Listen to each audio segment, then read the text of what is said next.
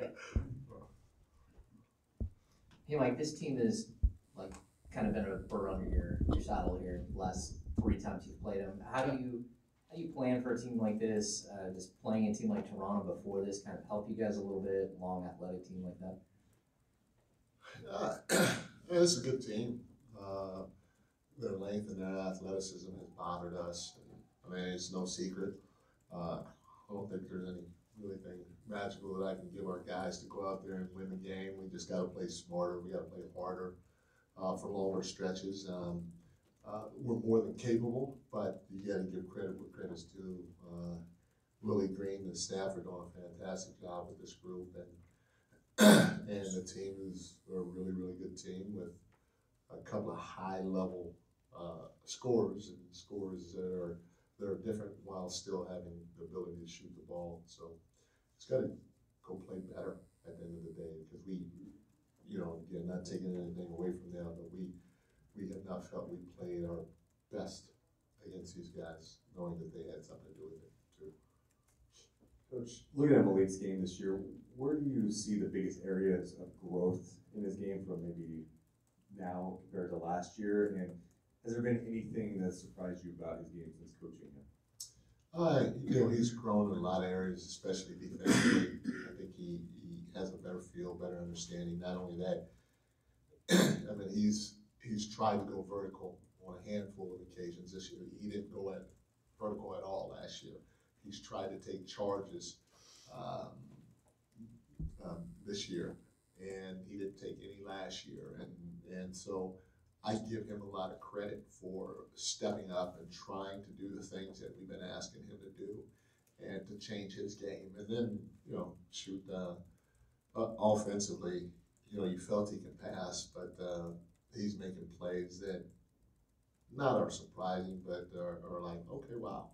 I didn't know he could get 6, 7, 8 assists a game or whatever it is, but you knew he was capable of getting 3, 4, 5 a game. So that's big. And then, again, he's not on the leadership committee, but his voice is getting stronger, daily. And he's learning how to use it the right way, which is fantastic because, we need it. We need leadership by committee from a lot of different guys. Because when you get that and the team gets to a point where it's their team, they can not only recognize their mistakes, but each individually and collectively own their mistakes. It's a beautiful thing. So he's improving in that area too. Coach Brown, as of the last game, your team is 7 games over 500 here at home in G1C. Going into this 5-game road trip, have you been talking to, with the team, as far as, protecting the court as much as they can while they're here as you get to the halfway point, at least as far as playing home games here? Just in general, Tony, we like to protect our home court. We feel like we have the best fans in the NBA, and so we want to try to take advantage of every opportunity we can to play on our home floor. But in terms of recently, I promise you, I know we're about to go on the road. I don't even know how many games we got in front of us on the road on this trip. We have 5? Yeah. I know we go to Detroit first.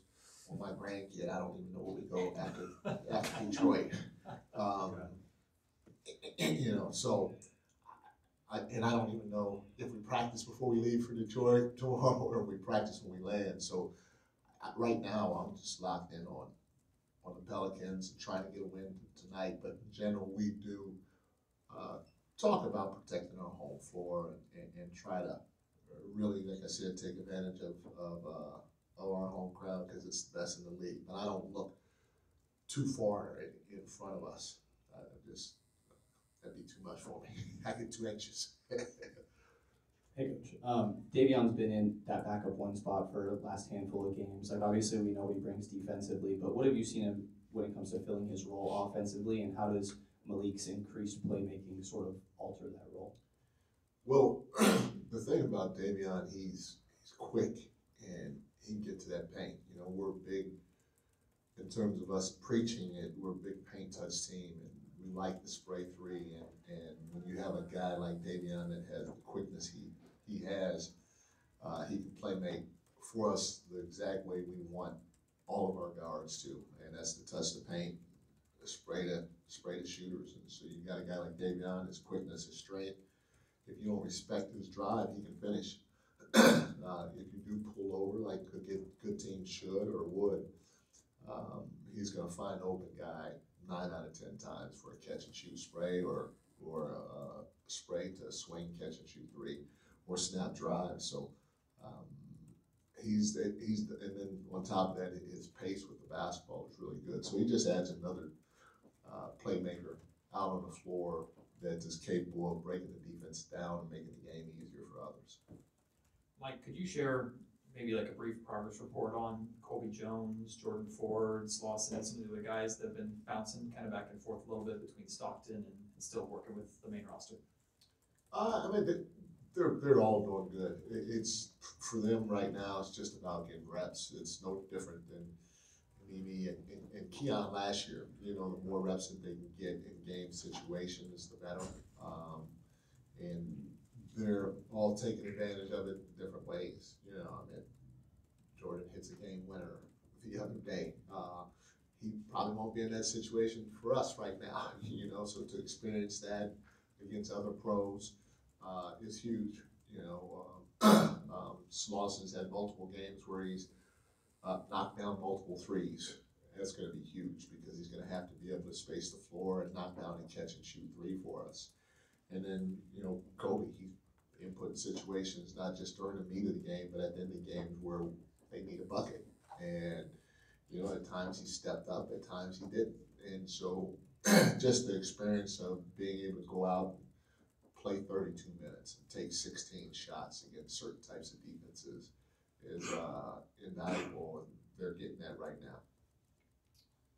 Mike, going back to your point about teams with length and athleticism, are you, like, when you talk about playing better, playing harder, what does that look like against teams that are built like this? And are you seeing any signs, like in recent weeks, that maybe your guys are kind of figuring out how to better combat teams like that? It's you can't have too many long lulls. When I say long lulls, that means not getting back in transition, boxing guys out, offensively making the simple play. So if I have the ball and I snap drive or I'm driving to the rim, I may not be able to get all the way down to the dots and or A, shoot, or B, try to make a pass there. I might have to snap drive that ball, and right when I get to that free throw line, because of their length, just make the simple pass, just a little push ahead pass, and let that guy try to now drive the defense, to collapse the defense, get the defense scrambling, and maybe he makes the next pass. And so against teams like this, the hockey assist is really big, and you can't always be the guy thinking you're going to make the play, whether it's to score and or shoot, because teams with length, they get to the ball a little quicker, they get out to their man a little quicker, they disrupt shots a little bit better, they got hands in the passing lane that you think shouldn't be there. All those little things turn into tough shots, and that's what this team does while playing physical and trying to play the right way. You know, so it's basically, you know, keeping the game simple while still being aggressive, crashing the offensive glass, trying to hit the paint, and trying to get out in transition. And then, like I said, defensively, you got to get back because they do a good job running. You got to keep them off the glass, and then you got to fly around because, I mean, they got a lot of guys. You know, Valanciunas is a veteran that scored on the post, and he can get you 20-something. We know C.J. McCollum can do what he does. You know, B.I. does what he does. You know, Zion does what he does. So they have multiple scorers and shooters that can get it done. So you just got to fly around and protect one another for 24 seconds. Coach, you all ran the high horn set a decent amount of times in the fourth and had a pretty high success rate. So what do you think? Well, first, actually, who was the first person on your staff to suggest it? And then what do you think makes it so effective for y'all in late game situations? I mean, I don't remember. It's just a staple of ours for Fox, and sometimes somebody will say it, and I'll remember right after the game if somebody made a suggestion. But it was just something that we called and wanted to go to. Fox is dynamic in it. It's usually for him. It creates really good spacing for us. And it usually bumps off our opponent's best perimeter defender and puts a little lesser defender on Fox to be able to get downhill and make a play. And so it's just something that, in our opinion, plays to his strength, and then the rest of the group's strength, because you have Domus rolling, you have the floor spaced as good as you possibly can, and then you have 3-point shooting all around them. So we definitely like it. Doc used to run that with Chris Paul all the time, right? Yeah, I mean, it's old school. There are a lot of people that used to run it. It's been around for a long time. Hey, Antonio Daniels told me you were the swaggiest coach you ever had in San Antonio 1. I appreciate it. We're back in the day. Yeah. I mean, I still got a little swag down. Pre-motorcycle days, yeah. But, Coach, how do you weigh the pluses and minuses of giving Zion space, making him a jump shooter, versus giving him too much space and allowing him to get downhill like a battering ram in the paint? You know, it's crazy. And AD can answer. I don't know. I mean, team space him. I don't know if I've ever seen him take a jump shot, even though team space him. He still finds a way to eat up the space and know when to go slow and then boom, explode into you in it. So if you're too far off him, you're in trouble because you can't let him kind of and then explode. You got no chance because he's going to go right through you. So it's a fine line of spacing him enough to where he still thinks you're guarding him, and he doesn't, and he can't get to the second, third gear when he explodes to try to get by you. But I would love for him to take that jumper though. Maybe if you talk to him, tell him to take a few. That'd be great. You know, remember all the damn times I rebounded for your ass, you know. It's about time you play backs up. But no, he's just a smart player that he's been guarded this way his whole life, and his athleticism, quickness, explosiveness allows him to go through you if you're too far off of him. So it's a fine balance of not being too far while not being too close. Thanks, everyone. Thank y'all.